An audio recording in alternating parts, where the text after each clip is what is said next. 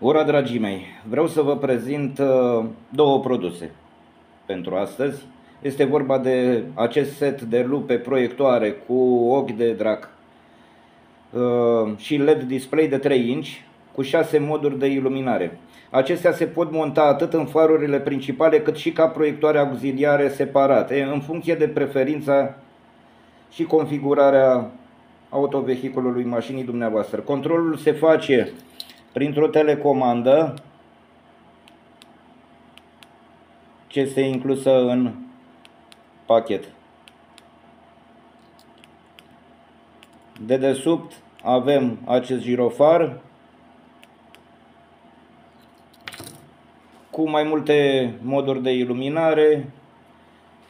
Ia să butonez un pic.